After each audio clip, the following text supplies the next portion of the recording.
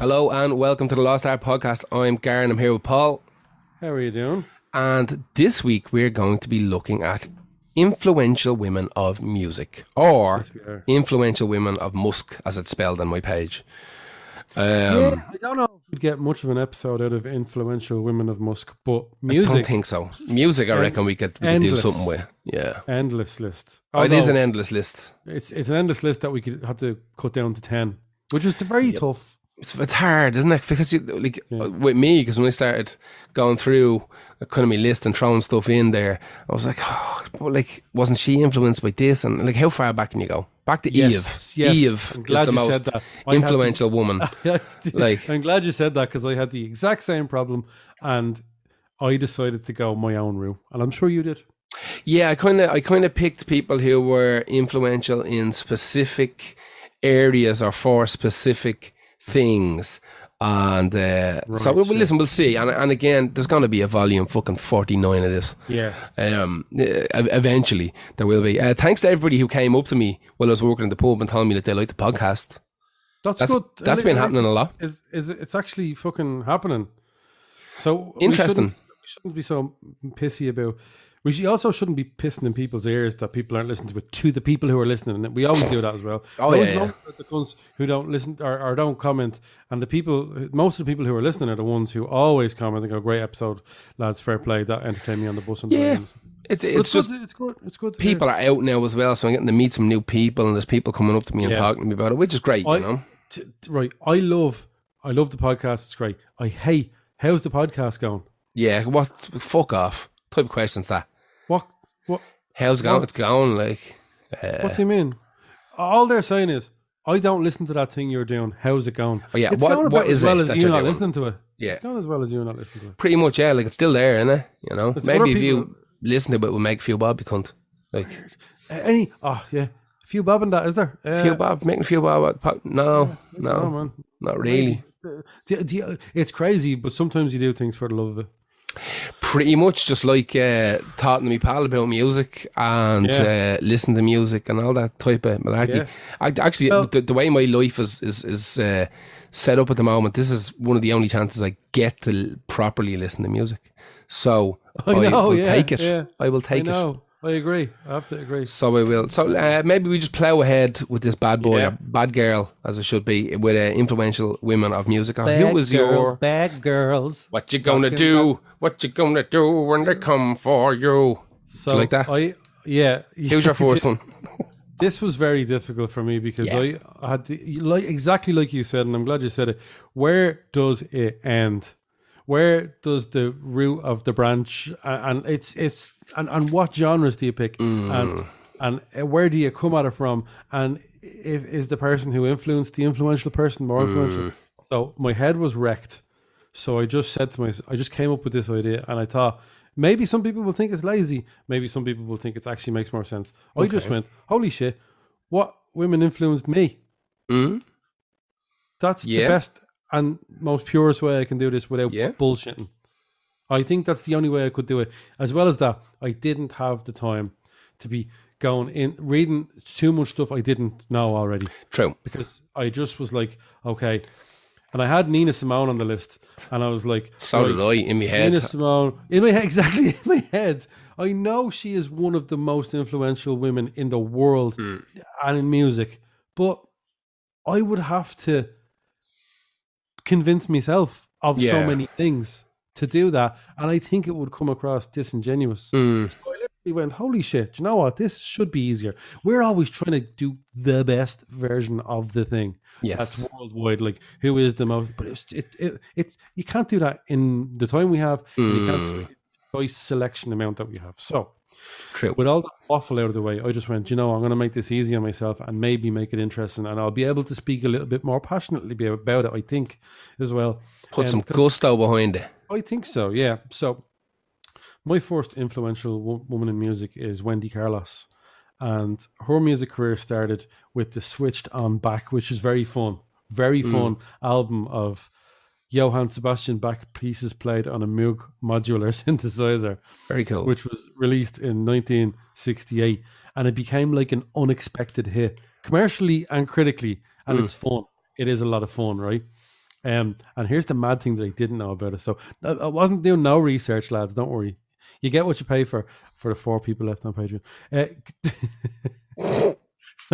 There's more than that. See, I'm doing it again. The people who Back into it. The recording was dragged out, right? Super time consuming because the instrument could only be played one note at a time. Oh, fuck. They had to record the note, go back, wait, and hit the note again, and change it, and go back and hit the note again. Mental. So, I'd also like to mention at this point that women in synthesized music, it's a whole podcast on itself, which I don't know if many people would be mad into, but it's really interesting. So I was going to talk about, instead of Wendy Carlos, I was going to talk about like Daphne Oram, who I've read an awful lot about, as she was like a super important person in the electronic music, the history, like the whole history of it, and the first woman to ever set up her own independent electronic music studio. You'll always see her pictured beside those big, ginormous computer machine looking synthesizers. And then there was Laura Spiegel, who was seen as like a pioneer in the New York music scene, in the electronic music scene. And I liked the quote that she gave. This is always mad. Like there's a whole thing about women in synthesized music that's always fascinating. There's so many articles on it, like nowhere. And I think I finally kind of figured out a little bit. And this will come back to Wendy Carlos as well. She said, technology is a tremendous liberator. It blows up structures. Women were naturally drawn to electronic music. You didn't have to be accepted by any of the male-dominated resources like radio stations, record companies, concert hall venues, and the funding organizations. That's really, really important. You're just there with your little computerized sort of machine. It's just this modular synth, and you get to do it, and it's just you and it. There's whether it gets out there, like in Wendy Carlos's case with Switched On Back or not. It's very, very. That's the thing I love about synth in general. It can start in a bedroom, exactly, and it can explode. You don't need the drums. There's a drum machine on it. Well, that's what, like you said, you can do the whole thing. Yeah, and like bedroom synthesizer music can sound as good as like full studio synthesizer music. You know what I mean? It's the same machinery. It's just a matter of like how much time you're going to sit there and like put into the mix post. You know. Like what's coming out of that machine in your bedroom is going to be the same as what comes out of that machine in a fucking 10 grand a day studio. Yeah, exactly. I mean, there's only so much you can record it into the inputs, maybe. Yeah. But those were the pioneers on the technological side of it and awareness as well. But in terms of being influential and inspiring, I think it definitely, if I'm being honest, that I just went with what musically inspired me. Yeah. And Wendy Carlos is the composer of the soundtrack for A Clockwork Orange, The Shining, and Tron. That's a lot, like. So, especially The Shining. Tron is not as amazing as I remember. When I ever listen to it, I go, Teddy, Daft Punk's one savage. And I do love the Tron soundtrack. I just genuinely do. But The Shining is fucking The Shining soundtrack is phenomenal. It's great. Clockwork Orange is great as well. Yeah. So, I didn't pick a Tron song to put on a thing. I put on a Shining song. I remember buying A Clockwork Orange VHS because it was banned in this country. That's right. I remember getting it, and I actually was so not disappointed with it. Do you ever get that feeling you're going to be disappointed with this movie? There was loads of them. There was loads of banned movies that you got that were just shy, but that was amazing. I rewatched it forever. There was a little, in Georgia Street Arcade, I think it's a toilet now, but there used to be a little shop. It was like down a little laneway in Georgia Street Arcade, like a little kind of nook and cranny type shop. And they had just this shelf. Like it was just a junk shop. It had this shelf where they'd always have like bootlegs of copied like banned movies. And I went in like every 2 weeks. I'd save up money and buy one, you know, Bad Lieutenant, that. And that was one of the only ones that was actually good. The Clockwork Orange, I think, was banned because they never said this guy is evil, he's bad. Yes. You had to figure it out for yourself like a normal movie. It wasn't telegraphed. Like he was a rapist, and at the end he was trying, they did like experiments on him to try and make him, you know, normal. And some people thought that as like a redemption story and he's grand. I didn't see that. I think most clever people saw it.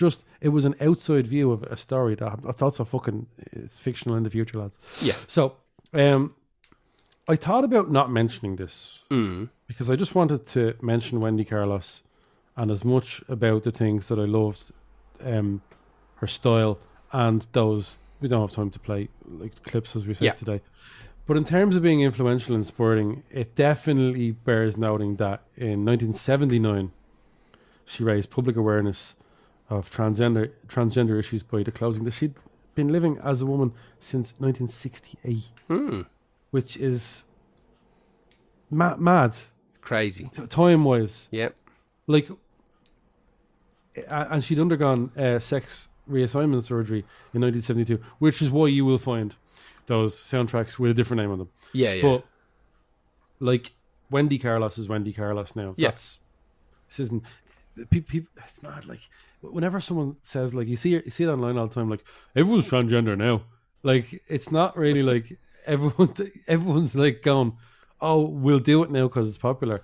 You can see here that it's someone lived with that for so long. Yeah. You can't come out. You can't just burst out with it. Like even now, you can't burst out with it. Exactly. Like people think it's mad. Like I don't know. Yeah, I just think that's mad. When I had no idea. Like I knew about the transition years and years and years ago from being a fan of the things. Yeah. But I had no idea 1979 was when it was quoted.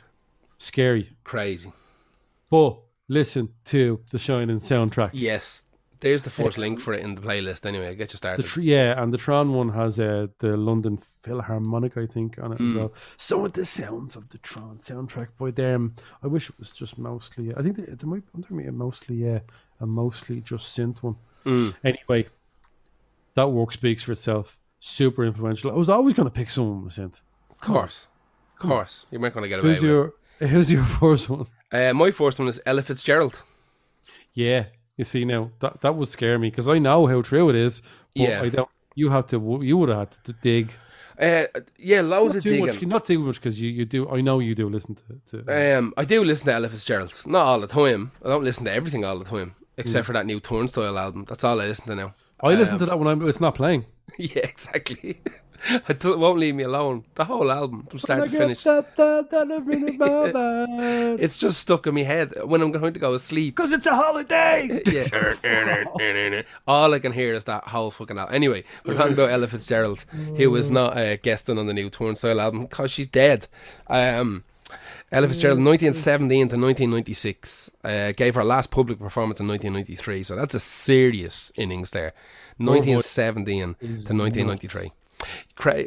Known as the First Lady of Song, born in Virginia, like 1917.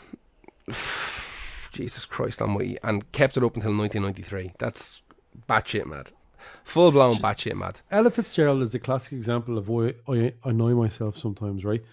Do you ever watch a sport and be so like a brand new sport? You don't watch much sport, but do you ever see something like or a TV show where you're like, holy shit, this is brand new to me and it's completely fascinating me. Yeah. And then the next day, it's gone from your life. Pretty much. This is what happens when I listen to Ella Fitzgerald. I get this like shiver up my spine. Yeah. And I listen to this going, oh man, you know what? Tomorrow I'm going to go out and I'm going to listen to it all. And then I don't. Well, I annoy myself by being that guy. Well, the problem with someone like Ella Fitzgerald is that there's such a monstrous back catalogue that it's incredibly daunting to look at. Blame it on that. well, I'm sure that's one of the reasons. Also, yeah, with a lot of artists like this, there's no real start point. All right, yeah, because the best ofs are the fucking like the real songs you already know, and like they're usually not the dark ones. And I love the dark songs. Yeah, now a lot of her most famous stuff would have been collaborations with Louis Armstrong and the Ink Spots and stuff like that as well. You know, and you're not going to find a lot of those songs on compilations because there'll be rights issues, you know. Yeah. So you're gonna feel like I have a couple of Ella CDs here. I think I've 1 or 2 records, and they're a good cross section of stuff, you know. And a lot of it's kind of live recordings as well. A lot of because she done some stuff in the Grand Ole Opry and stuff like that, and most of that was recorded to tape at the time. But she got started in music when she was very young. She got introduced to the world of music when she was working as a lookout for a bordello / fucking whorehouse in America. Lookout, as in like looking out for young ones? For the coppers. Oh, right. When she was very young. She was keep sketch, basically. Ella Keepsketch Fitzgerald was her name. And she was also Ella Popo on the loose. Exactly. And she also ran numbers for the mafia and stuff like that as a teenager. What's run numbers, like accountant? Yeah, so there's a thing in the States where people will basically pick numbers and bet on them every week. And the numbers, I'm trying to remember how it works. The numbers are very interesting. There is a set of numbers printed in American newspapers every day, and it's something weird like the fucking, I was about to say pollen count, but it's not like that. It's not far off that, I swear to God. It's not far off that. It's like I couldn't tell you. There's a set of numbers printed in the newspaper in America every day that are completely and utterly random, and it's to deal with, it's some sort of civil number, the amount of births and deaths or some shit like that, something fairly pedestrian like that. And people would bet on these numbers, and they put like whatever, $1 behind it or 50 cents behind it. And oh, I know that. It's not seed count, is it? Could be something like that. And if your number comes in, you could win $20-$30 back then. You know, it's like fucking shit bingo, ghetto bingo, basically. No, I have that. Bonds. Could be bond. We have them here, right? So when I was born, like my aunties bought me bonds. And nothing for years and years and years, and then about a year ago I got like 30 quid. Yeah Could be something along the lines of that. An illicit kind of street gambling is basically what it was. And this is different because this was from the government. Although this is just a thing where like the local kind of mafia gang or local crews would run numbers, and if you were involved, if you wanted to get into the numbers, a kid would come down to your house and you'd say fucking 24 and 2,000 for $1. 2 numbers for $1, and then 2 days later or something, they come up to you and say your numbers came in, there's your 20 quid and your $1 bet back, you know what I mean? And just gambling on a random number that's going to appear in the newspaper is basically all it is. And she was involved in that, so she go and collect numbers for the local mafia gang. Start getting famous with a couple of different groups, while singing with them and background singing and stuff like that. And then one by one, a lot of the original members of these groups start leaving, and then the group kind of became hers by default. Her first big tour was in Australia, and there was murder because she missed like 3 or 4 gigs of the Australian gigs because she wasn't allowed onto the airplane because she was black. So the thickness of that, like, you know what I mean? Like what the full fuck? Like, what the full fuck? Can't be being all, you know, black on the plane. Yeah. Now there was a civil suit that came in many years later, and they won and made a tidy number off the airline. I believe it was actually a flight from like New Zealand to America or something weird like that. It was only half the flights. I think she was able to get out of America okay in a plane, but getting from whatever the next stop was to Australia, they wouldn't let her onto the plane because she was she was coloured, and she missed a bunch of shows. Eventually they made it over. Marilyn Monroe was a massive fan, and invited her to play at clubs and stuff like that. Oh, they were buds. Yeah, they were buds. Yeah. Oh, hang on. Didn't something happened about? Actually, you're probably going to tell that story. So I'll stop. Oh no, there was a thing about a club in Hollywood where she was invited to play, and there was stories for years that she was the first black woman to ever play the club, but it was all discredited. There was a bunch of black people that played there beforehand. But the big deal was that Marilyn Monroe would petition club owners that she knew. Yes. Like, can we get Ella in? Can we get Ella in? Frank Sinatra was a big fan as well. She played on Frank Sinatra's show a couple of times as well. When he did the TV show. The deal with Marilyn Monroe was, whenever someone said we're not going to book Ella Fitzgerald, Marilyn Monroe would turn up to I think she said it to a couple of promoters. She went into the club and went, is Ella Fitzgerald going to be playing here? And they went, no. And she was like, I was going to come to it. And they're like, no, she's definitely playing, Everybody's like, oh, well, then I'll come then. Yeah, she was a big fan. Yeah, I think they were buds. So she got a start basically in the Harlem Opera House, which is, again, exactly what it sounds like. which didn't necessarily only do opera, done kind of all styles of music that was popular at the time in Harlem. But it was a big deal for the black community to have a place to go and see acts that were kind of relevant to them at the time. Got started there, as I said, with a couple of different bands, and then eventually ended up just being her fronting the band. And she kind of went solo by herself. She ended up living in Copenhagen for a while. She had a relationship with a guy in Copenhagen, moved over there and lived there for a while, but she toured so much that relationship kind of disintegrated and fucked off. She toured like 40 to 45 weeks out of every year, so not an awful lot of time for a home life, really, you know. She had her legs amputated in 1993 due to the complications of diabetes. Yeah, that was the end of her performing days.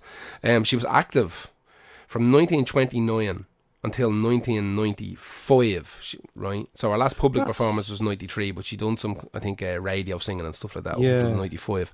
So, like, from 1929 to 1995, like... I didn't know it was that even, like, Yeah, it was in loads of fucking TV shows and talk shows, even in a couple of movies and stuff like that. Couple of TV shows, movies, talk shows. I think she was on Frank Sinatra's talk show as well. But in terms of, like... if we're talking about influence, we're talking about like someone who like literally lived through not being allowed into countries because she was black, you know. But the power that she brought with like her fan base and the want of people to see her was able to override that fucking hatred, you know. Like Australia weren't letting her in. They weren't letting her on the plane, you know. Yeah. And then there was enough of a fuss kicked up. That was like, okay, we have to let her in. And Marilyn Monroe, one of the biggest kind of movie stars at the time, like an icon still to this day, was like one of our greatest fans and defenders. In terms of influence, and like it doesn't get much bigger than that. You see, this is the part we're here to talk about people who are definitely influential and talk about them, but I don't think we have to explain why.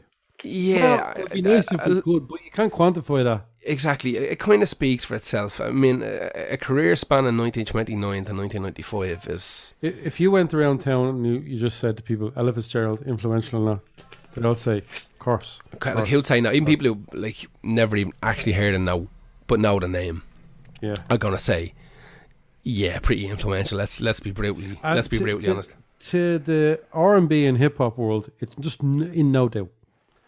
Without a shadow of a doubt. And the song I picked Summertime. It was her and Louis Armstrong off Porgy and Bess, which is just outrageous. It's an outrageous song. That whole musical itself, like every song off that from Porgy and Bess, it's just incredible. 10 out of 10. Yeah. I could have went with a straight up normal Ella, but that you get this kind of great balance between Louis and Ella on that song. 100% worth listening to. And you know what?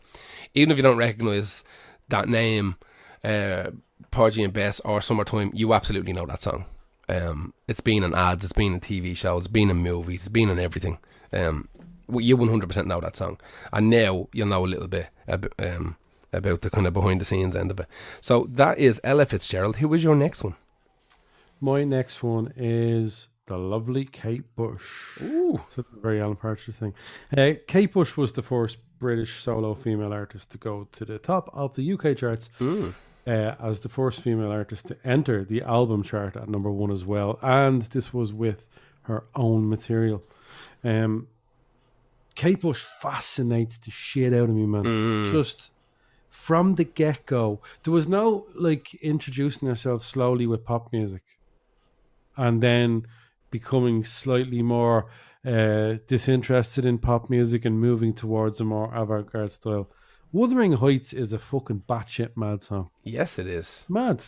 It's not like the most mad thing ever, but it definitely was polarizing. And I know, I'm just going to open a little can here.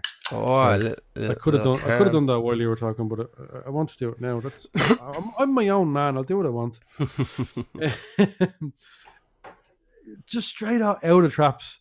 And I think I know why it was. I was watching a documentary about Kate Bush a few years ago, and she used to be one of these people that would write 10 songs a day when she was young. And if you think to yourself, 10 songs a day, that's mad. But then if you think about that being every day, at the piano every day or at any instrument every day, writing that, what happens then is, And I know this from like periods where I went through a year where I'd write about one song a day. Honestly, genuinely did that. On a computer, it's easy. Let's back to the synth technology again. You get that luxury. And what happens then is you start being super critical and more. You review your work more based on the last song that you wrote, and you start comparing it, and you start putting tens of songs into the bin. Yeah, and I think that's the reason that by the time Kate Bush was ready to go, she had got rid of anything that was just a song for the sake of being a song. I think she only released stuff that interested her, and I think the way her mind works is that because she had a hunger for things that were so out there. And the voice is mad. Her voice is full blown batshit. And I can understand that it's not to everybody's tastes. It's very polarizing voice because of the jumps that she does from low to high, like man low to bird, or beep, dog beep, whistle, beep, dog whistle. Like it's just mad. Yeah, and I think I'm hugely inspired also by the fact that when she wanted to quit live music, she just quit live music. Yeah. And when she wanted to quit the entire industry, she just quit the entire industry. I think I know why she did that. It's because she's fucking Kate Bush. She's just Kate Bush. I remember years ago, I used to make like hip hop beats and I'd sell them, right? This is back in the kind of mid 2000s. I'd sell them online. And I kind of used to make a couple of quid doing that. Just make little 3-4 minute fucking hip hop bangers. And I always wanted to rob the chorus for Running Up That Hill, but I just wanted the music of it. Yeah. And I remember always trying to sample it. And for some reason, I tried for years, man. And I could never get like a lovely clean cut that I could loop that chorus music. And I ended up having to get like MIDI files and stuff and trying to like build them up as synthetic instruments and shit, and it never sounded right. Like it used to drive me fucking mad trying to get a clean cut of Running Up That Hill, just the chorus without her singing. I think herself and is it Roger Waters from Things With? I think they used a Fairlight, so you were never going to recreate that with regular. That synth is the size of like a computer desk. You'd never. It's mad. The Fairlight, you'd never. I think they used the Fairlight. I'm pretty sure they did. You'll never get that sound. Yeah. You'll never fake that sound with things. So yeah, but I know was it the boom boom boom or the chorus? It's the chorus. Yeah, it's with just the guitar, weird, with the guitar coming in. Yeah, and there's a weird swell in behind it, but you can never get a clean. I couldn't get a clean cut in it that didn't sound like a cut. You know what I mean? Because it bleeds into the next couple of bars. It was weird. It used to drive me up the bleeding wall. Drive me mad. Yeah, I love Kate Bush. Big fan. So her childhood music hero was Elton John. And this is mad. Elton John claimed that Bush's duet with Peter Gabriel, Don't Give Up, saved his life. Wow. When he was in the lowest depths of his cocaine addiction. That song like might seem like a bit heart on the sleeve, lyrics right there in the open, but that song does lift you up when you hear it, that Don't Give Up song. I know it's really like word for word. Do you know what I mean? Like, yeah, it means what it says. Yeah. Yeah, it's Ron Seal. But exactly. But to be honest with you, song. It does what it says. And it really does. Adele cited Bush's Before the Dawn shows as the reason why she started work on the album 25. Yeah. Bush wrote Wuthering Heights without having really read the book. Savage.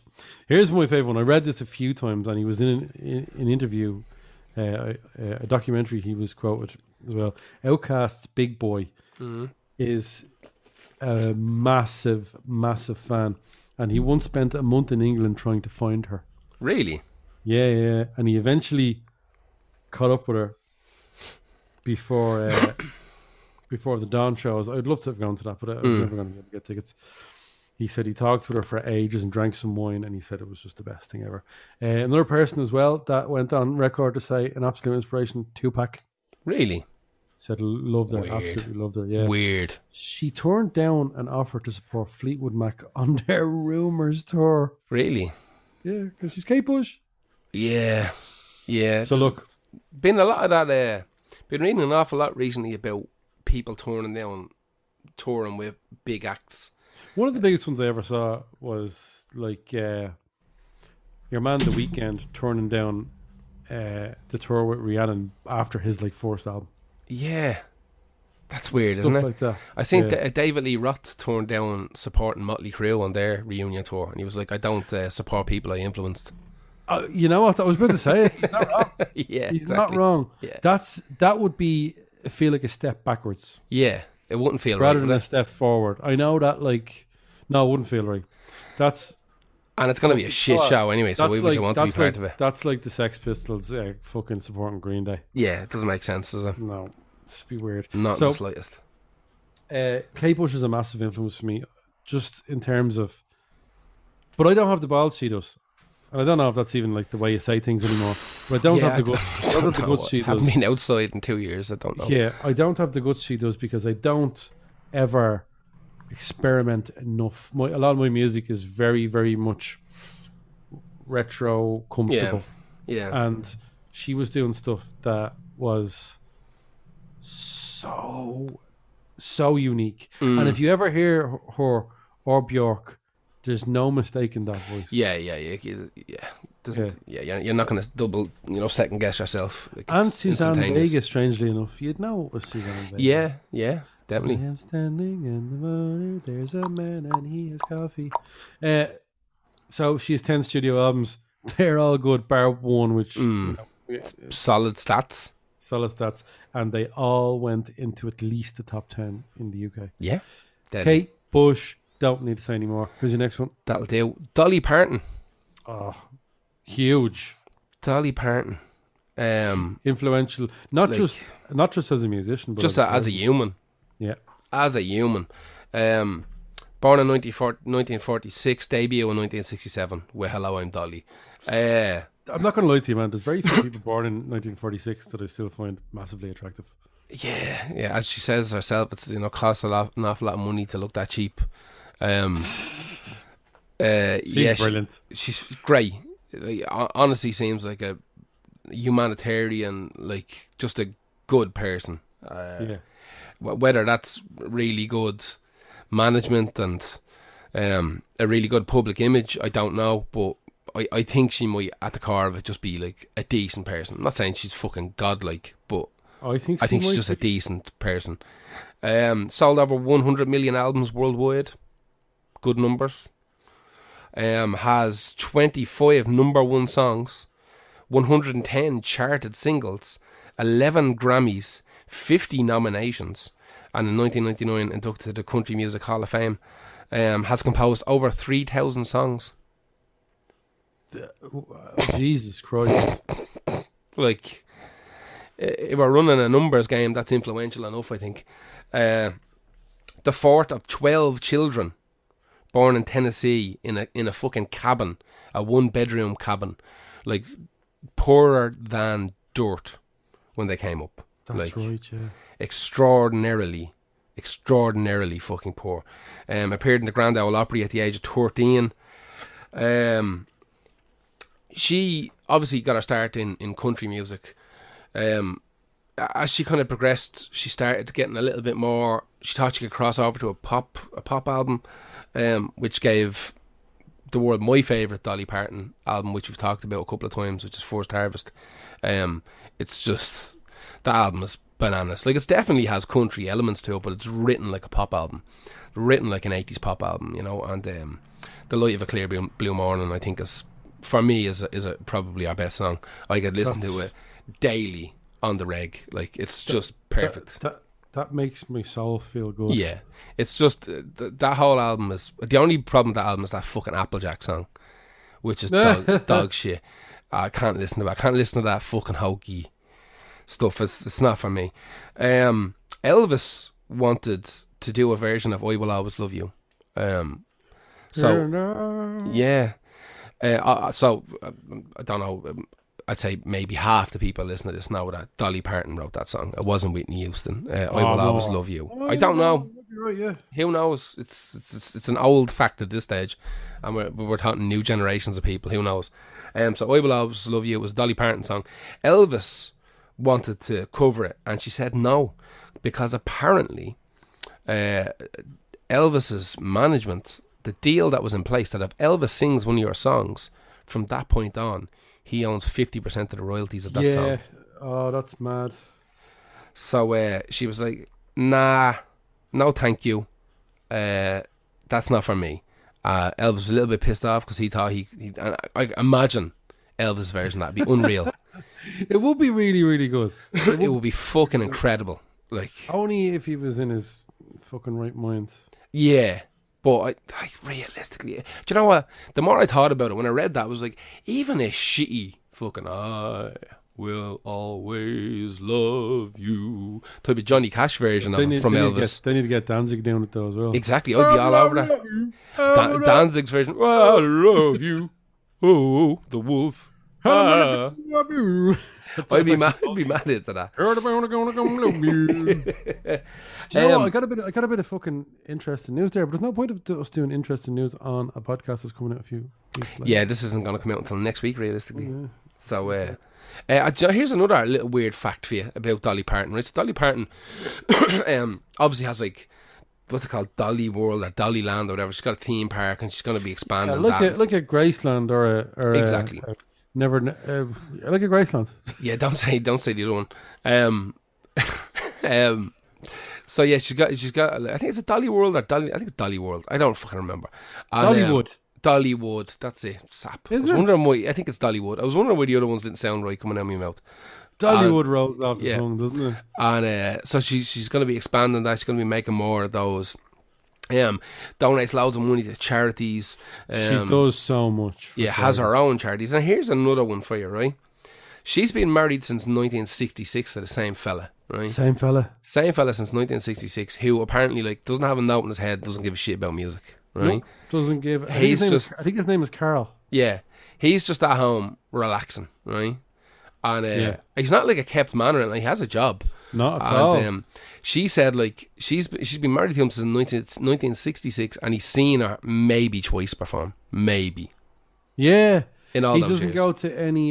He went to one of the huge award ceremonies, I think. But yeah, he said it himself. That's Dolly's business. Yeah, that's her own bag. Let her after it, and they adore each other. And I think that is fucking amazing. It's great. Here's another fact for you. Dolly Parton has a television production company that are the company responsible for Buffy the Vampire Slayer. No way. So yeah, there would be no way Buffy the Vampire Slayer without Dolly the fucking whatever country music slayer. She also started Dolly Parton's Imagination Library, they take books and give them to children that don't have books. They do, and they're active in Ireland. Oh man, really? They're here. Yeah, they're not in every country on earth, but they're in Ireland. Yeah, they're right. Oh my god. Yeah. So 7 decades worth of music. That's first of all, that's full blown batshit. Right. She's the best person on this podcast. Probably 51 albums. Fuck. 51 albums, yeah. I just saw that her library is in Tala. It's the only side. That's the only downside. They need it, let's be honest. Yeah. I know. It's just not even in Dublin. 51 albums.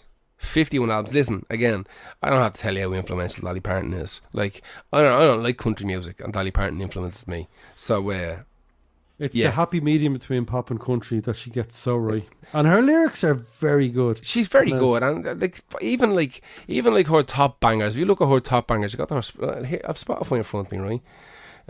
Let's just look. What's her top bangers? Like 9 to 5 is a killer, Jolene. Right? Jolene. Islands in the Stream. Oh god, that's so good. Like, is it Kenny Rogers or Glenn Camp? No, Kenny Rogers. Glenny Rodcamp. Glenny Rodcamp. And then we have a big drop down with Faith, and then we have Here You Come Again, which is actually a great song as well. But like, they're all killers. Like, there's not that many people that you click on their top songs, and like, there's usually one of them you're like, I hope I never hear that again. There's not one of those songs in that top 5 list there. I want to hear all of them again. That's Dolly Parton. Who's your next one? My next one is Karen Carpenter. Very cool. Karen Carpenter is my favorite vocalist of all time. Which is mad because I have so many favorite bands, and while the Carpenters aren't my favorite band of all time, they are in the top 20. But her voice is... I can listen to her voice all day and never want to switch to a different band. I talk to you a lot saying, as much as I love Morrissey, there's certain people's voices who after about 4 or 5 songs, it depends on if they hit a certain song, I'm like, shut the fuck up. Yeah. And I get that with Morrissey. I get it sometimes with Smashing Pumpkins. Not going to lie. I get it with certain voices. I even sometimes get it with Radiohead. If I'm being honest, the latter Radiohead. Yeah. Sometimes if I hear, if not an album, but if I hit like some sort of, sometimes I stick on. I let Spotify just do what it wants to do with Radiohead, and I'm just like, shut up, shut up. Karen Carpenter all day. I could listen to her voice. Yeah, just all day. I think it's like a caramel waterfall. With no. Because it's so pure. There's nothing else in it. Caramel waterfall. That's what it is. Nothing else. No added anything. The day I remember one day I was really young and I was watching TV and a clip came out. I think it might have been like an anniversary of her death. It could be a 10-year anniversary or something like that of her death. I think she died in 1983. So it could have been about 93 or it could have even been 2003 for all I know. The clip came on. And showed me something that I had no idea about, and it was her playing drums. Oh. And she's a monster. Really? A monster on the kit. She has that marching band training type of... So if anyone's listening to this after this podcast, if you remember, just type in Karen Carpenter drumming, and she goes through a few kits on the one show, because they used to have their own show. Her and because she's half of a massive duo. If you don't know this, the Carpenters with Richard, her brother Richard. They had their first number one with "Close to You," which was written by Burt Bacharach. I just think she has this amazing sort of like unbelievable grace when she sings, but she's also a bit of a joker. Like if you watch those shows, especially, she reminds me a little bit of Cher. They can pass off the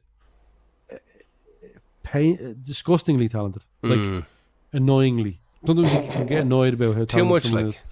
Too much talent in one package. But then they carry themselves extremely well, and this is nothing to do with women being women or the way women should be. You know what I'm talking about? They're like a fucking, I don't know, a swan or something. I can't figure it out. You know what I'm talking about, though? Yeah. When a woman does this thing where she's just like all graceful and all, and there's no bullshit about it. And you don't do this like, oh, that's gorgeous. You just kind of like stand there for a second. There is a certain grace that comes from females that men can't replicate. Yes, and it's just it's just this purest form of admiration that we're allowed produce from our bodies. Yeah, and but then they have a fucking little trickster side to them. Where they're a little bit, and she has that on her show. You have to have that in your show as well. That Cher was like that as well when she was doing the comedy sketches. It was a little bit risque sometimes as well. So, a little bit of variety spice. I want Karen Carpenter to still be alive, but that's not. It's just not a thing. Not a thing, unfortunately. It will be in the future. We can bring her back, but right now, no. Yes, when we get to 2042. Yes, that's it. But by then we won't be alive because we're falling apart. I'll definitely be alive. I'll just be in so much pain. I wish I was dead. I just wrote. So will you? Because I'm beginning to wish I was dead right now. I'm in so much pain. Do you know what is really annoying me? That everything that's wrong with me is all happening on the right hand side of my body. Yeah. Well, I have a tooth that's a bit fucky on the left, but everything else. Oh, I have a tooth that's fucky on the right, and me and you both have that shoulder thing. That shoulder thing. Although I went away for a week and I slept wrong, and now it's back. Full steam ahead. Yep, that's how it works. Now, I am like a fucking idiot because I promised my mate I would get it sorted, and I fucking didn't. Because I'm a dope. But it's not doing I'm going to go to a physio. Because I know, this is what happens to me, right? I go to the dentist, and they say, you have a broken tooth there. We're going to have a look at that broken tooth. And then they x-ray it and they say, wow, that's not a broken tooth at all. That's just a tiny bit of a huge tooth inside your gum crushing another one of your teeth. I'm like, you know what, man? Oh, no, do you know what it is? I got that noise. Oh, that's interesting. That's not a noise I want to hear at the doctor, dentist, or mechanic. Oh, that's got that once or twice. That noise. Like, no, mate. No, so now when I go to... So the doctor or the dentist couldn't do anything about it, so I have to get sent to a specialist. So... I know when I go to the shoulder thing, it's going to be like, oh, that's interesting. No, don't say interesting. Interesting means A, surgery. You're missing a bone. Expensive. Mad expensive. I know what's happening. I know there's fucking tendons pulling off something they shouldn't. Yeah. So, Karen Carpenter. I'm a mouthful of water there, nearly lost it. She died of heart failure that was likely brought on by anorexia. That's the famous, like, one of the most famous people to bring... struggle with anorexia to the forefront. And I remember as a kid, I could not get my head around anorexia. I couldn't wrap my brain around it either. I remember it was... listen, I'm going to say something now that makes me sound very ignorant, but like there was a period where anorexia was like fucking... It was all the rage. Like you were hearing about it all... Like it's still a thing, folks. In the 90s? Right? Like... Yeah. There was like a thing about like every magazine and TV show and shit show was like painting women who were losing weight as anorexic or bulimic and stuff like that. And that's where my kind of my background. Whenever I think of anorexia, I think of like fucking shitty fucking kind of red top newspapers pointing at people. One of the most misogynistic structures in the world, and not just them. Women's magazines as well. I'm sorry. Yeah, can be kind of grim, man. Tearing lumps out of each other and posting pictures of look at your own from EastEnders with her stretch marks while she's on holiday after a grueling year when her mother died. Shit like that. You're reading this going, what is wrong with you? What is wrong with you? That used to be the interesting kind of flip side to the men's magazines, the garbage men's magazines that we all bought at some stage or another, and fucking Loaded or FHM or whatever. I used to love Loaded when I was a young lad. Yeah, exactly. A, there was pictures of fucking smashing moths in it, and B, there'd be like actual articles that were funny. Or see, whenever I mention instructional. Whenever I mention this about Loaded, people go, oh yeah. I'm like, mate, I just mentioned the ditties.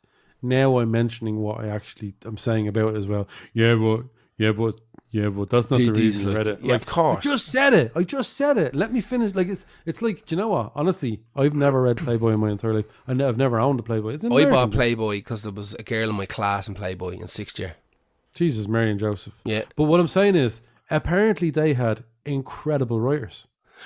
Listen, I bought it because A, moths, but B... Yeah, but at least you're admitting that. Hey, yeah. Like that but then but you know what's annoying? Do you ever like try and finish the sentence? Exactly. But like those magazines, for the most part, from front page to the end, were fantastic. Like, and the difference was that there was very little in them that were trying to like shit on fucking blokes. Like if there was an article in it about losing weight, it was like, here's what you should try. You want to get rid of your bleeding love handles or your fucking whatever. You want, bigger shoulders. Have a crack at this and bring in some dude to give you walk you through exercises. You know. The problem is shitting on fellas doesn't sell.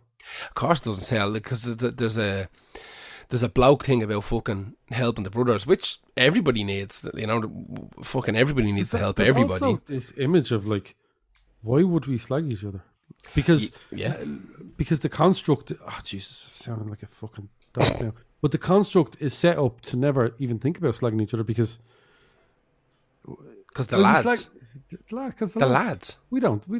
We're grand. We're up there. We're untouchable. But lads have enemies, but they don't instinctively go after each other. They don't try and pull each other down. And there's definitely a thing there. There's definitely, whether it be... a fucking stereotype about all women hate women and women love pulling other women down. That's definitely like I always presume a thing that you read. I always presume that most of these articles were all written by like men, and then I've had loads of girl mates over here. So look, unfortunately these are just underpaid journalists who need that money and they will shit over a young one. Of course, bad. When you're paid on a word count. It's going to be easier to just fucking write up some horror piece, shiting on people. bully, like heavily bully people, like badly. Like your one Sonia from EastEnders. Yeah. Anytime she lost a bit of weight, they'd go, amazing. Look, Sonia from EastEnders lost a bit of weight. And I remember distinctly, right, as Linda reads some of these magazines at the odd time. And I remember Sonia came out from EastEnders. Her name's not Sonia from EastEnders, but like, sorry. For the case of this. Yeah. She came out and she had put weight back on. They're interviewing her and she went, look, I'm sorry, I just love me food too much. I just love it. She went, I had to stop eating crisps and it made me sad. Yeah. And I was like, fuck, I get that. Crisps are delicious.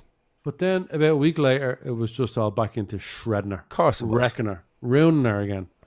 But it's so weird. Anyway, this is one of the main problems with how people see themselves. I think I can't really speak to it. Like I said, we're from this cloud where the toxic fumes don't get to us. To be honest with you, as fellas, pretty much. Yeah. Other shit does. But look, me and Gar, big love, and we'll always talk to each other and hug each other, and love's always there. Big love. Who's your next one? My next one is Billie Eilish. Interesting. Yeah. Modern. Yeah, very modern. My mom would say modern. Yeah. So. Born after fucking I had done loads of stuff in my life in 2001. This is the live show. You would have said exactly what that was. Yeah. Listen, the reason I picked her, I'll tell you the reason I picked her is because I have two young nieces and they are 14 and 15 and they very much like Billie Eilish a lot. And I can see her music and kind of persona influencing them. Oh yeah, you have to. Yeah, look, we can't just go. You can't just talk about the influential people of 40 years ago up to like 20 years ago. There's no doubt that what you're saying, I'm backing you on this. Yeah, like they love her, like I'm backing you, and they're like now. Here's I personally don't get it. I might be in that camp with you to a degree as well. There's a couple of songs that I kind of like, but I'm not going to lie to you. Most of it all sounds exact same to me, right? Yeah. It's all. I know she had that kind of dark. She created this kind of dark album, that one where she's on the bed and it's kind of bedroom gothy pop, and I get that. I like it, but then that last album was just a mess. Yeah. It's weird. She's got two albums and she suffers from Tourette's and she has synesthesia and depression and stuff like that as well. Again, which are all modern, not modern, but like things that modern. They're all modern. They're all things that kind of the youth of today can. That's something that would have been kept secret from people of our era and before is now out in the open, which is better for everyone, I think. You know, so. Musically, Jesus Christ, it looks like I'm going to sound like a fucking prick, right? I'm going to sound like a prick, but it looks like her brother does all the music, right? And she sings, which is not a bad thing. And she's very, very talented. Don't get me wrong. I think I just get this feeling from her brother that he's a bit strange. Like, he created a few bangers for her, but he's got this like opinion of himself now that he's a fucking studio virtuoso, bedroom studio virtuoso, and he hasn't even brought out an album of. I think maybe it's out now. It's coming out soon. I think he did. Yeah. It's weird. So basically, in 2015. She was doing a dance class in Los Angeles, right? Her two parents are actors, and you'll know their faces. You'll definitely, if you play Mass Effect, you'll definitely know the Ma's voice, right? And she was attending a dance class. Apparently, she didn't really have much interest in being an actress or anything like that. But she liked dancing, she liked music. And the dance teacher asked if anybody in the class messed around with making music at home. And she said, yeah, me and my brother mess around sometimes with keyboards and laptops and stuff like that. And he said, well, why don't you do a couple of songs for next week or whatever, next class in 2 weeks' time, and we'll figure out if we can come up with some dance routines for it as a project. And she was like, yeah, cool. So she went home, her and her brother, put together like a song or two, and lashed them up on SoundCloud, and came back 2 weeks later, and the songs had hundreds of thousands of plays in 2 weeks. And that was the beginning of it. So she got signed to this thing called Platoon, which is a company that Apple own.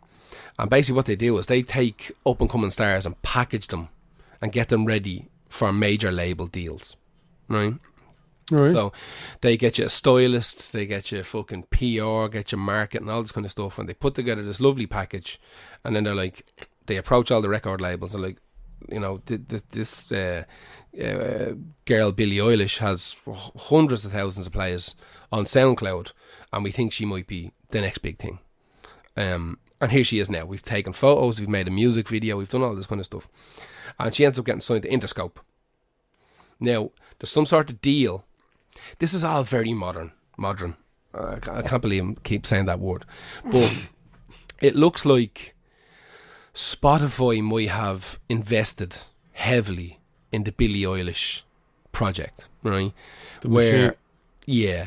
Now I don't know whether that's because of... I should just say that I think the both of us probably agree that the first album is not without its merit in the popularity of Billie Eilish. Definitely. Like, I'm not going to shit on her music. Musically, I like loads of it. It's not fucking like super to my taste, but as you said, there's dark stuff there that kind of works, you know? Yeah. When it gets a bit... I'm going to say the oldest thing in the world, but you'll agree with me. When you get to a certain age, right, a new artist comes out who is a version of an artist you have seen. Yeah. And they are affecting young people in the same way this artist affected young people then, and you've seen it. And no matter what you think of their music compared to those, that cycle needs to continue. Absolutely. And those people need to pop up. So I think what I like about when me and you talk about this is we see people our age going, this Billie Eilish stuff is shy. And I feel like saying, but did you not say that about, like, did someone not say that about Grace Jones? Yeah, or Alicia Keys or whatever. When they were out. Yeah. Like, this is part of a cycle, and you are older in this cycle than, and your opinions, I'm not saying this doesn't count, but your opinion is an old, damaged opinion. It's sort of, it's been around the mill. So you have to let new stuff come through, even if it's the same as, like, some of the stuff we love was just from other stuff. 100%. Almost everything. And they said the same stuff about 100%. Like, but there comes a time where you just have to let your opinion go, you know? And there was many a person shot on Slipknot when they came out. They're like, what the fuck is this? The Masks and all. And Q fucking 20 years later, those same people are talking about those first 3 Slipknot albums being incredible. You know what I mean? The same thing's going to go for Billie Eilish. She's going to be around for a while, right? Let's get used to it. She's huge. She's doing Bond themes and stuff. You know what I mean? It's over. The build-up now has reached fucking critical mass, and she's not going to fade away. She might fuck up for a year or two, do a few other bits and pieces, but she's not going. She's sticking around. She's incredibly influential to the youth of today. It's a big deal. Her records are worth a fucking fortune, and they sell like mad.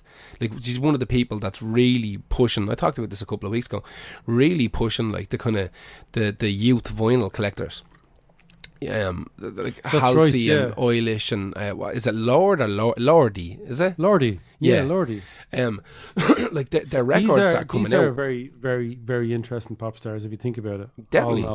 And like, I'm too old to be getting into it, if I'm being honest, because there's not enough madness in it for me. Like, yeah, let's get around the outside and go, it's grand. Yes, exactly. I'm not going to shit in it. I might even defend it. Yeah, I'll definitely defend it, because it's fucking modern music, and if modern music's like, there's no such thing as modern music, then we're just stuck with the same old shite, and I'm still waiting on new bangers. Like, I hope there's bangers till the day I die. You know what I mean? And if there's no new people... If not, we'll just have to listen to Glow On forever. Exactly. We'll just have to listen to that new Turnstile album forever.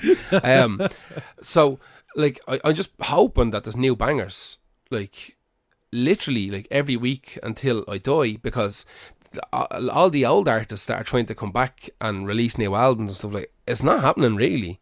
It's really not happening. They're not pumping out the killers like they were meant to. The fingers crossed for ABBA, but I think that's going to be the most middle of the road ABBA album ever released. it'll be better than some of the other ABBA albums. I think. More than likely, but it's not going to make people come on their pants. Like, the more I listen to those songs, the better they go. they're very good. Yeah, the one with the horns in particular is very good, but they're Yeah. not like. Is there a Toy Mother Down? Oh, Toy Mother Down. Does your mother know? That's another song. Like, you know, is there a Waterloo? Like, is there like a fucking #1 for 9 weeks in the chart song in there? I really doubt it. Just because they've grown as songwriters. I would have thought that even if ABBA put out a Steaming Pile of Shite, it would go to #1. But they are doing extremely well numbers. Those songs. Because they're ABBA. What I think is right, that they put out 2 songs. One of them is quintessential ABBA ballads, and the other one is a quintessential ABBA dancey song. And I genuinely don't. They haven't progressed, but in a sense, Don't want them to either. I want them to. No, if there was a mad modern ABBA sound, I've no interest in it. Anyway, let me finish up about Billie Eilish before we move on. As I said, I think Spotify are highly involved because they're largely behind her success. She's from the day she came out, she was pushed into like big playlists, kind of pop-up ads, all this kind of like big money involvement in Spotify because that's what kids were listening to music on. And that's where you push, like, you know yourself, from bringing music out the last while, you want to try and get out the playlists. Playlists are the new fucking like 2FM, you know what I mean, or radio shows, or MTV.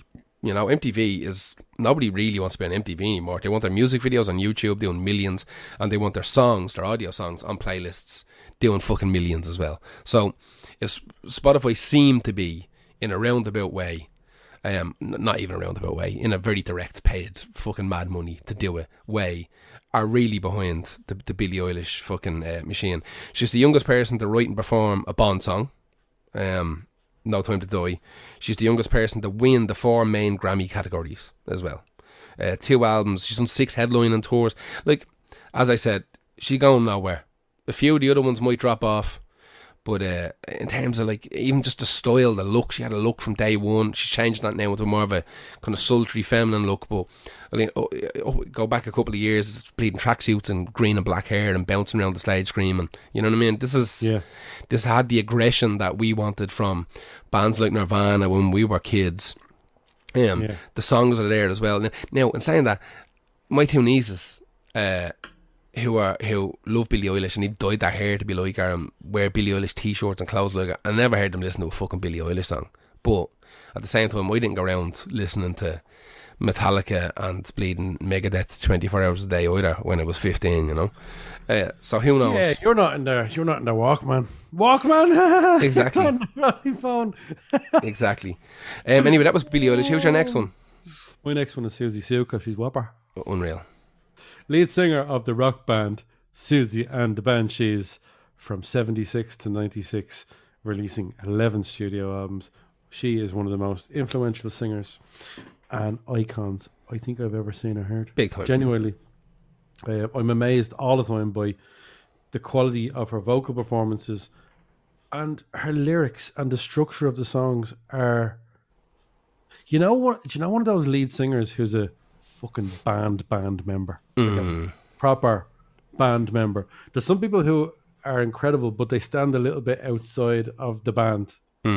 She's not. She's right in there with everything that's happening, and it's because the band themselves are so talented that it all just comes together so brilliantly. Like, I think her structures, vocal harmonies and all that, or melodic ideas always work to the strengths of the band. Definitely. A lot of lead singers will sing to themselves and the band have to follow. I honestly think that the sound of Susie and the Banshees is the sound of a lead singer listening and going, what can I do to this, in this, around this, inside it, under it, and above it? I don't know how else to explain that. It's kind of... She is an instrument singer. She's singing along with the instrument. As an instrument, it's all just... I know that her name is in the band, and it's not. It's a bit of a Bon Jovi featuring the Bon Jovi situation, but it's an interesting one because before they started performing, they had their own group making their own music,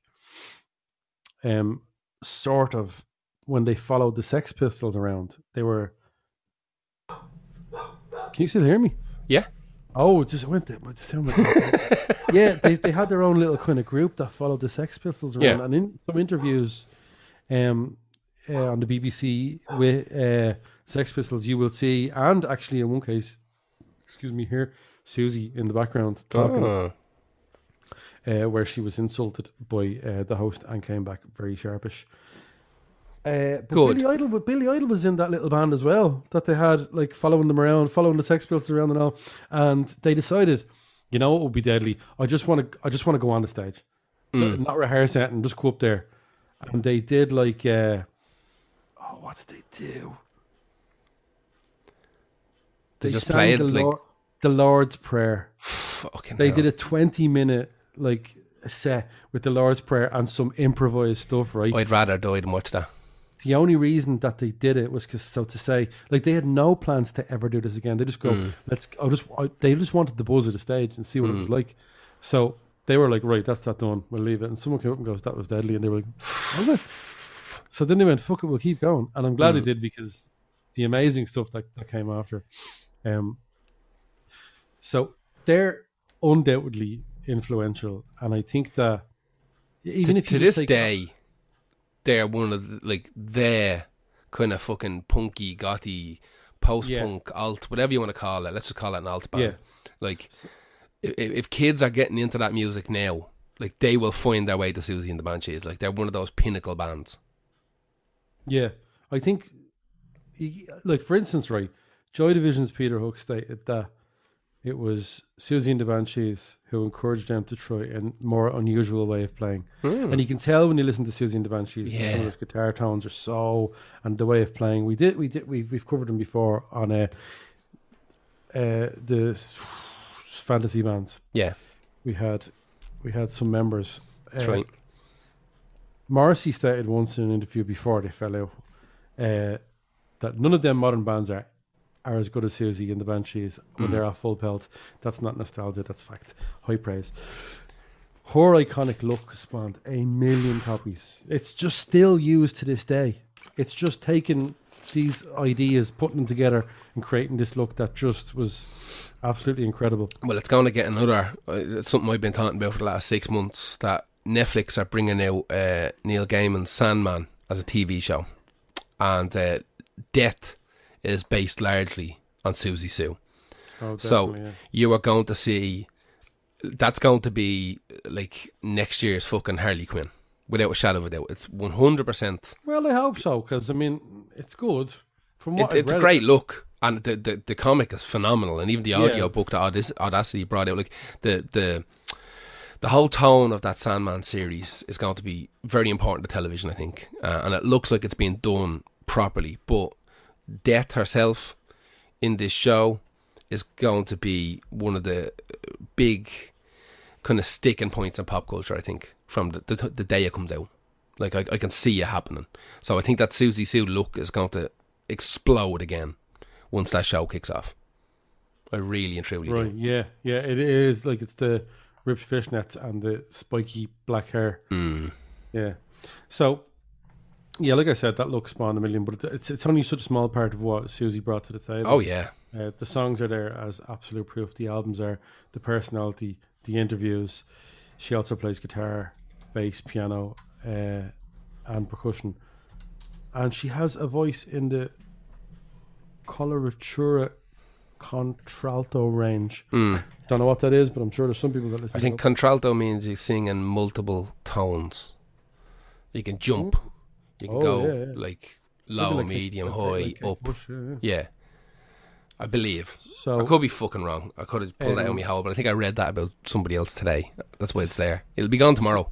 Yeah, Susie Sue was one of the first people that came to me. She had a very strange upbringing. She had a very, very, very isolated upbringing. Really? Her dad was some sort of, he's in pharmaceuticals, or no, he extracted venom from snakes, and he was wow. He's an alcoholic, and she never wanted to bring people over to the gaff because of probably both of those reasons. Yeah. So she had a very, very sheltered drunk ass swinging fucking snakes around. Yes. I'd be into it personally. And I think she used to just sit there reading so many books. And I think people that are well read write incredible lyrics. Hence Morrissey. They just have a better grasp of the language and how to use it and putting phrases in. Like, definitely. Susie's lyrics are incredible. Yeah. They really are. Like, goth music doesn't need incredible lyrics, but when it has it, it's better for it. It really is. Yeah. Now, who is your next one? My next one is Courtney Love. Really? Yeah. And I'll tell you why. I'll tell you why. But going back to kind of influence in your own life type of thing. So, when I was young, right, music was very male dominated for the type of music that I liked. Okay, so going back to talking about stuff like Nirvana, Soundgarden, Megadeth, Slayer, all this kind of stuff, all the stuff I listened to when I was younger. It was almost all entirely male driven, and then Howlett being around, but like Howlett were kind of introduced to my kind of circle when Courtney Love and Kurt Cobain obviously started seeing each other. And then people start talking about Hole, and then all of a sudden you could get Hole records, right? Because Hole had been around since 1989. I was fucking 8 at the time, right? So I wasn't listening to Hole. But when those records kind of just, whatever, got re-released or new ones start coming out and stuff like that, we all start buying them. Like, all the lads start buying them. And it was originally because of that kind of Nirvana connection. You know, like, in our heads there's a female Nirvana. But, like, they weren't. Like, I'm glad you're honest about that. When you're young, everything is, that's the female version of that. Of course it is. It's the most simplistic way of doing it. Simplistic way we think about things. Of course, right? And also, there's a pretty fucking strong relation there as well. Like, yeah. But we started listening to this, and then you got stuff like kind of L7 start kind of becoming a thing. And we were like, holy shit, like there was almost a thought like women can rock too. Do you know what I mean? Because there just wasn't that much. Like, aren't they great now? Aren't they great now? With all the guitars they can do and all. Aren't they great? And you know what now? Do you know what? They're great. Fair play to them. Exactly. But like, and it wasn't just about the music. It was about like the wildness of it. Like, I remember seeing L7 on fucking oh God! What was it? Yeah, the Channel 4 show. Yeah, not TGI Fridays. The one that was late night with with John Paul Gaultier and all. No, they weren't on that. They were on the one with Terry. Fuck, you're dead right. Yeah. The Ward. The fucking Ward. Right, when they were on the Ward, like, amazing, crazy, amazing, exactly. And then all of a sudden we're like, it's just these like balls of fucking hair and tits with guitars screaming. Do you know what I mean? That's what we saw. You know, we were like, holy fucking shit, this is batshit. This is insane. I'm really, really into this. And like, of course, the songs are fucking incredible. So, to me, this is like, she's one of the first people that like kind of inducted herself into my little stupid music world in the early 90s. And like, I had whole t-shirts, I had the CDs, you know, I think I even had a whole hoodie at one stage, you know. Reading up about Courtney Love, we've talked about Courtney Love 1,000 times on this podcast, but like, incredibly interesting, almost sad life in parts. And the singer of some brilliant songs, regardless of where they came from. 100%. Born in 1964 in San Francisco, but raised in Portland, Oregon. We're talking about a globetrotter of the highest pedigree here, right? Like, she lived in New Zealand, she lived in Dublin, we've talked about that before, lived in Liverpool, like, Jesus Christ, I actually have, I've so many places written down here. She worked in Taiwan for a while, full blown batshit mad, right? Her dad was a road manager for the Grateful Dead. The bassist from the Grateful Dead is her godfather. There was a rumour in the family that her father dosed her by LSD when she was a toddler. Jesus. And that fucking might have been the beginnings of her fucking kind of... Where's he from? Like fucking Tallaght or something? I don't know. No, that's not some dig. Yeah, I don't know. Courtney Love's dad. Yeah. I couldn't tell you. I know that he was a road manager for the Grateful Dead, and he had an Irish name. I can't remember. No, he's full on Irish. Like. Full blown Irish. Mad. He was born... shit, hang on. Really? He was born in America. Why did I think her dad was full on blown Irish? No, he is Irish. Don't know. Maybe the man that Irish went over very early. I don't know. Well, I thought there was a documentary where... I know there's definitely Irish connections there, hence they're coming over here and doing stuff in Trinity and Yeah. that type of thing. But she kind of wanted to be a musician. She didn't really want to be a singer. So she taught herself guitar. She was more into the performance aspect of it, apparently, than the actual music end of it. She ended up started a band. This is weird. She supported herself by being a stripper and an exotic dancer, and she ended up wherever she went. First thing she'd do, like she was a stripper in Times Square in New York and stuff like that, and then she went to Taiwan and she done that for a while. Ended up starting a band called the Pagan Babies, which like kinda became Babes in Thailand. Kinda had members that when she left continued on and called themselves Babes in Thailand. Loads of acting jobs. Like, I remember that being a big thing with like the People vs Larry Flint, that like Courtney Love was in it, and everyone went out and got it because Courtney Love was in it. Like we didn't even know what Hustler magazine was in Ireland, you know. Oh, that was a great film though. Great film, yeah, like, wasn't it? Super film. She's in a movie with Joe Strummer and Grace Jones called Straight to Hell in 1987. No way. Yeah, really weird. And Andy Warhol seen the film, and he was like, I like the look of her, and he invited her to be on his TV show. He had a TV show called 15 Minutes of Fame for a while, Andy Warhol. And she was also in the Ramones video for I Want to Be Sedated, which is... Jesus. Yeah, no, yeah, it's mad. She was interested in being an actress, but music... I don't think she saw the difference between kind of music and acting. It was all just performance, and that was what she wanted to do, you know. So like I said, going from like 1987, which was like 2 years before Hole even formed, from being in like a shit movie with Joe Strummer and Grace Jones, then to being... That's mad. Yeah. She's just like... I'm not saying that like she clings on to people with more talent, but like I genuinely think she is quite talented. Oh yeah, She definitely seems to just end up in mad places with the most talented people. Yeah, she's a fucking tornado. She's a whirlwind, you know, and she will always end up around interesting people, you know. I always call her the fucking rock and roll Madonna, right? She's just got this like...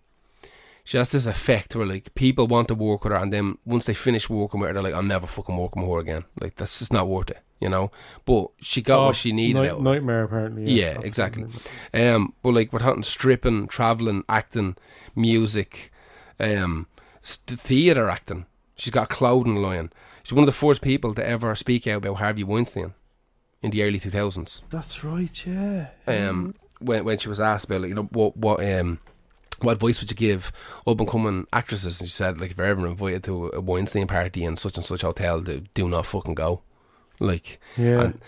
On the red carpet or something, didn't she? On the red carpet in front of everybody. He was sued into fucking oblivion apparently after that as well. Yeah, I mean that's Jesus. Yeah, she's won. That's brilliant though. Yeah, NME gave her an award for influential alternative culture singers as well. I just think for people of my age, she will be one of the big spikes in the kind of linear line of kind of female influence for me. Massively hated by most fellas. By most people. And you know what? Looking back on it now... A lot of girls as well. Looking back on it, like, Hole were all right. You know what I mean? There's a couple of savage songs, but like they were only all right. I think there's two good albums, to be honest. Yeah, I am actually a fan though. First two I like a lot. And then she tried to have a solo career, and then it didn't work. And then she released the album that was meant to be a solo album as a whole album, but it had none of the original members on it and stuff. That was like I posted one good song off that, but yeah, no, it's not really. The whole thing seems, as I said, a whirlwind and a tornado, in human form. She seems to be kind of settling down and kind of getting her shit together a little bit more recently, but she does just kind of fall off to the media's fucking interest a lot as well. Yeah. But listen, that's Courtney Love. I big fan as a young fella. Definitely introduced me to the idea of kind of female alternative rock bands and bands that had like definite kind of heavy influence. But as time went on, seeing her as an actress and stuff like that, and she can actually fucking act, like she can act. She can, really and knowing that like that mad life story is behind her as well, definitely adds kind of depth to the character. So who's your next one? This is my last one, I think, and yes. it is Madonna. Madonna. Yeah, I am influenced by Madonna a lot. You do like Madonna? I do, and I have a lot of time for it. In the later years up to recently, I think that she has scrambled a bit for relevance when she doesn't need to do it as a sort of not shamefully. What's the word I'm looking for? A bit gracelessly sometimes, and this is nothing to do with like shown skin. That's one thing that annoys the shit out of me. Going, why is Madonna still dressed in skimpy outfits? Because she can do what she wants. It's not that. It's just the music. I'm literally talking about the music got behind. Madonna was always a beat ahead. Yes. But then it became on the beat, which was fine. But then a beat behind, and then 3 beats behind became, no, stop. Yeah. This is bad. Go back. Yeah. So Madonna Louise Ciccone is her name, and she built up in the 80s a vault of disgraceful bangers. Oh yeah, 100%.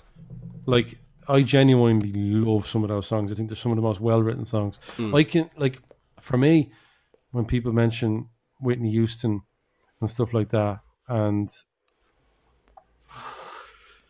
I don't know, anyone from the 80s like that was a powerhouse, I just always go back to Madonna. Yeah, Paula Abdul and all, like they're grand, but like where are they now? Paula Abdul, exactly.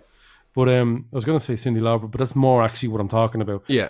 That punk element might have been, as you call it, like Barney the Dinosaur version of punk and rock. But at the same time, though, I don't mind it because I love an aesthetic of rock and a kind of rock and roll and punky kind of thing. Yeah. With pop stuff. And I'm not afraid to admit that. I know what it is. And I know what they're trying to do. They're casting the net out large. Of course. They're casting it out. But the thing about it is, I love all parts of that net. Yeah. So it's not like they're catching me at one part of it. Like exactly. when that net gets thrown out there, I'm like looking at all the bits of it going, I love all this. Give me that net into this. More net, please. More net. Madonna has really dark songs like Justify My Love. Yeah. And even if you listen to Like a Virgin, it's creepy. Not just lyrically, like the music, creepy. Listen to those opening. That's a creepy synth. Creepy as fuck. Everything like that I have sort of... I couldn't pinpoint now to try and tell you how she's influenced then in the music I've done with all me 2 songs. Like, but I know there's something in there. Yes. That I'm always carried to, and I always or carries through, and I always genuinely once a month go back and listen to like her greatest hits. Because her greatest hits volume 1 is very good. It's very well. It's one of those really well structured greatest hits. Yeah, there is such a thing as a really good, well put together. It's not necessarily linear. It's just the song placement's correct. Yeah, exactly. Yeah. And sometimes like you want to avoid some of the filler, and she has got filler. Oh. So Madonna built up, like I said, a vault of those bangers, and then when people thought this is the end of Madonna, we're coming into the 90s. No, she created from what went like what would be considered sexual in the 80s to hypersexual in the 90s. Yeah, I remember that book. But a real erotica, yeah. Yeah, I mean, uncle had it. Like a real fucking handle on the whole thing, like a businesswoman handle. Yeah. Not just throwing it out there and hoping for the best. This was seriously like Basic Instincts, kind of clever, using sexuality in a very artistic way. Although that's not what I'm saying about Basic Instinct. I'm saying it wasn't as 9.5 weeksy or maybe it was a bit 9.5 weeksy actually. There was this thing in the 90s of using what you could get away with more sexually, but in an artistic way, and I think she did that so much as well. It was a black and white book, like. Yeah. But the song "Erotic" is incredible. Yeah. And she was always controversial. When you think about it, she had to get more controversial every time, but she kept it within the limits. It's almost like WWF would get away with just what they could, and then in a few months they'll try a little bit more, and then a few months again, they never just went full bore into it. Like, do you know what I mean? Yeah. It was already controversial in the 80s when they were doing mad shit in WrestleMania. Yeah. But then in the 90s it was Raw, and in the 90s was Erotica for Madonna. Do you know what I mean? Just keeping up with, you have to keep going with it. But she has a legacy of reinvention that only is matched by maybe like Cher or so many other people can do it. But Madonna's always the reinvention queen, I think. Genuinely, like she always has her cards in the right place. Except, I have to be honest with you, in the last World, which I just really don't know what she'd be at half the time, really. Yeah, it's very wishy washy the last. But to be fair, I think that one of my favorite things about Madonna is the relentlessness of what she did in the 80s. Oh yeah, she was non-stop. Yep. She didn't burn out, and that takes a strength that is crazy. 100%. I didn't check. I wanted to check before this. I just hadn't got time how many gigs she would have done in the 80s, and then try and break it down to how many gigs per year, stuff like that. I know everyone did that, but while she has to try and like focus on keeping ahead of the curve, and taking a load of shit off, I don't know, parental groups and stuff like that. And obviously listening ahead and seeing like what's the current style, what's happening in music, what's coming up. She had help. She had William Morby for the Frozen album. I added the song Frozen, because I remember when that came out, I was like, holy, everyone went, oh, God, she did it again. Yeah. She did it again. So a few little facts before I finish up about Madonna. She has brontophobia, which is she's afraid of dinosaurs. You would think so. You would think so. But it's a fear of thunder. Really? Yeah, thunder and lightning. Fuck you, thunder, you can suck my dick. She went for the role of the singer in Bodyguard. She got. Better by Whitney Houston. I think Whitney Houston's better for that role. Yeah, definitely. And could sing that song. Saz Mads. Yeah. Saz. She was one of the first female artists to embrace the whole music video thing with videos from like Mary Lambert and David Fincher. So, like I said, at some stage, I think around the last song I really liked by her was Hung Up, which was the ABBA sample. It's when but that was when she was sort of mimicking what Kylie Minogue was doing. Yeah. Everyone was, though. Yeah. Kylie Minogue did this brilliant, like, just comeback. Just brilliant comeback. 180. And everyone went, shit, like, it's such a bizarre comeback that we can only copy it. We can't go ahead of that. We don't know what's ahead of this yet. Exactly, yeah. So that comeback was just this 90s dance, but it was, like, if you go back and listen to Hung Up or fucking the Kylie Minogue song in the Hot Pants and all that. It's great. It's a banger. Yeah. You know the one I'm talking about. Spin Me Round, whatever the fuck it's called. Yeah.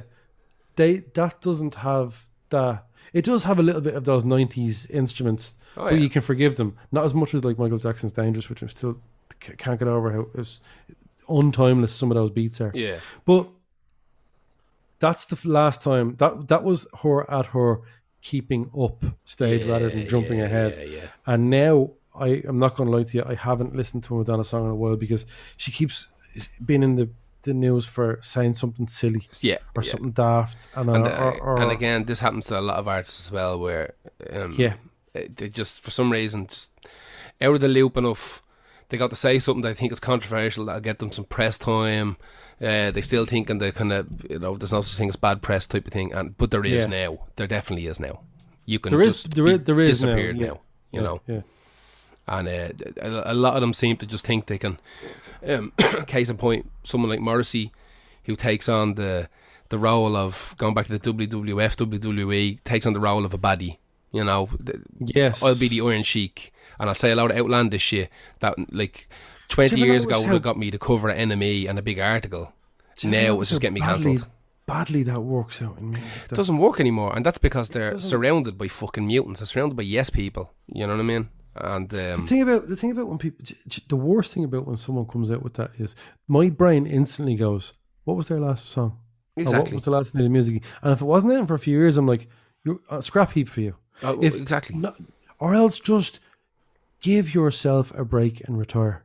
You've Do done so much. You've done absolutely done enough. You've done 10 times more than most people. Exactly. 10 times. So now what you do is, Madonna years ago, I think, should have just gone acoustic. Yeah. Or just broke the music down to something a lot more simple. I think I've said that before. And or start working with producers young producers, like she did with William Orbit that time, to do the Frozen album. But stop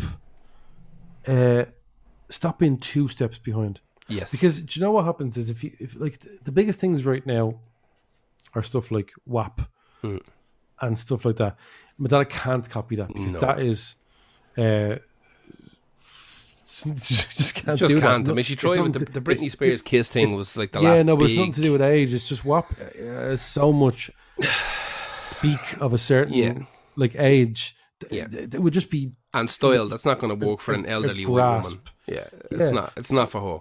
So I honestly think that she could do DAP. This is the thing about Dolly Parton. Jeez. No. This is the thing about Dolly Parton is she took the same music.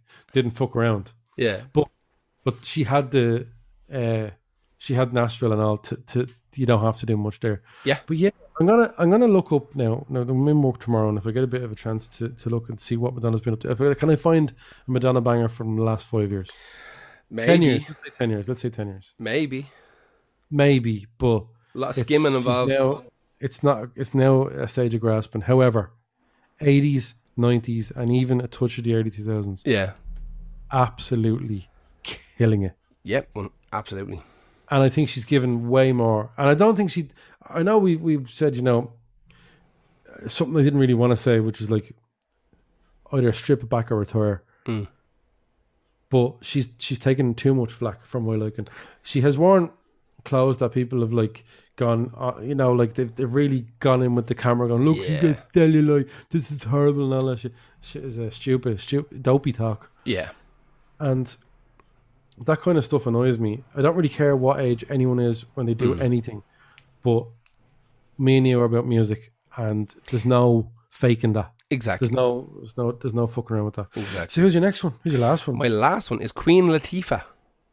Yeah, she's brilliant. Queen Latifah is fantastic. Born Dana Owens in 1970 in New Jersey, signed with Tommy Boy Records, one of the biggest kind of hip hop labels of all time, in 1989. Debut album All Hail the Queen the same year. Multiple film roles, television roles, had her own daytime talk show. She was the first hip hop artist to get a Hollywood Walk of Fame star in 2006. One of the first and most influential feminist rappers. Would talk about topics such as domestic violence, harassment, relationship issues, equality. First ever rapper to perform at the Super Bowl halftime show. Jumped between hip hop and soul and jazz.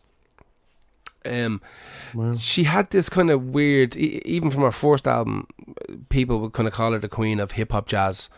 And she definitely influenced not just female MCs, but definitely influenced so many kind of up and coming artists. Like people like Naughty by Nature and all would always quote Queen Latifah as being a massive influence on them. The fact that she would chop up old jazz records and soul records as opposed to creating just these kind of harsh kind of Run DMC style kind of beats. She would go chopping all records up for samples, and because of that, you got this lovely kind of smooth albums off her. You would have bangers in there as well. Your standard kind of late 80s, early 90s kind of fucking shit that was in there as well, because it was fashionable at the time. But definitely had a big love affair with singing, to the point where she started releasing singing albums. She just kind of moved on from hip hop, decided, you know what, I've done hip hop, people know I can rap, I'm known as a rapper, and started singing, doing jazz albums and soul albums. Has a new put out another hip hop album called All Hail the Queen 2. I don't know if that's out yet. It might be out yet. I need to check because I actually want to listen to that. Going back to our hip hop roots, Started a makeup line for women of colour as well, because she saw that market wasn't being fulfilled enough. That 99% of makeup companies were aimed at fucking Caucasian females. So she was like, where's the stuff for fucking black women and brown women? So went out and created it. Has written books, has produced movies. She's made 7 albums. She's been in around 40 movies. She's been nearly more of an actress now than a musician. Is what she'd been known for in the kind of current zeitgeist, but she's definitely a fucking musician first and foremost in my mind. 24 TV shows. Powerhouse of a woman, like, has literally dabbled in fucking everything artistically. I'd love to be that talented, but then also not be scared and just do it and just do everything, but also have the control to do everything right. Yeah, well, listen, in movies you always take wrong turns. Do you know what I mean? Hang on, movies doesn't count. Exactly. If you're crossing over from a stream, take that money. You can't be in control of something that everyone else is in control of. Exactly. That's something different. Where there's thousands of people have their finger in it. Exactly. When it comes to the music, she seems to be very hands-on, you know. And as I said, going from that hip-hop culture straight into the jazz and soul end of things as well is very, very interesting. Very interesting. She's one of the people who was affected by the Universal fires of 2008 as well, so a lot of her old masters and stuff are gone. Which is a kick in the balls. Like, we're going to have to do a podcast on that as well, on that fire at some stage. That's a big thing. I was thinking of it. Yeah. We've talked about it a few times. I just don't know how we would approach it in I don't know. And I would have to do a lot of reading about because all of it. It hasn't done too much damage in terms of. Has it? Is that mean things can't be? A lot of things can't be remastered and stuff like that. Remastered, like a lot of stuff is going to be out there in the wild. Like, obviously, all her original albums you can buy now on LP or CD. But if they wanted to go back and do a full remaster job, and that would be incredibly difficult because they'd have to be taking something from a mastered, finished product. You know, all the multi tracks are gone, that kind of stuff. You know, the original tapes are gone. So the original of the species of thousands, if not hundreds of thousands of albums are just lost now, unless there was some random miraculous backup, which there probably wasn't. But the archival versions of those albums are gone, you know, and she was a victim of that as well. I just think Queen Latifah is one of those people who's, like I said, a powerhouse. She stands tall in music, stands tall in TV, stands tall in movies. She's kind of effortlessly cool when she talks. She's exactly. She has a voice. Exactly. It's one of the first people to be talking about stuff like fucking equality in music and like sexual harassment, and even the song I picked, Unity. She's talking about people fucking catcalling her and shit like that. You know, like there wasn't too many people doing that before her. She's a big deal, and let's just leave it at that. That's Queen Latifah. Folks, that was it. Thank you very much for sticking around with us. I'm going to do a big cough. How about that? Because water went down the wrong way. I don't like that when water goes down the wrong way. We shall be back in a week or two with a fresh one for you. I hope you enjoyed that. You can go to patreon.com/Lost Art Podcast if you want to support us. It's a couple of quid every month. Helps us pay the bills. And we have a Ko-Fi as well if you want to just donate money.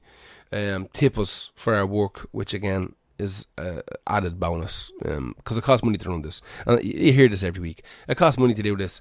If people could, everybody who listens through us a couple of quid, we would have no problem banging out these all the time. Sometimes there are financial issues and I have to pause paying of the hosting or something like that till a week later, and that results in a show coming out a week later. But again, these are us problems, but these are us problems that can be resolved by you at home. So thank you. We will talk to you again in a couple of weeks. We're gonna be, you're doing a thing on the 30th of October, I'm doing a thing on the 30th of October. I'm doing it, it's what we do. We're back. We're how about this, we're spinning back up to maybe doing some live events, so both of us have something in October. There's no way we're not going to do Lost Art Live soon enough. Yeah, exactly. Well, by the look of it, looks like November, December, we're going to start doing just live DJ nights, the two of us together. I don't know whether there'll be much talking shy you'll get that face to face with us. We'll sit down and you can buy us a pint. How about that? But yeah, it looks like we're going to be doing a few bits and bobs. That's it. We'll be back in a week or two with another one for you. Thanks very much for listening. Good boy.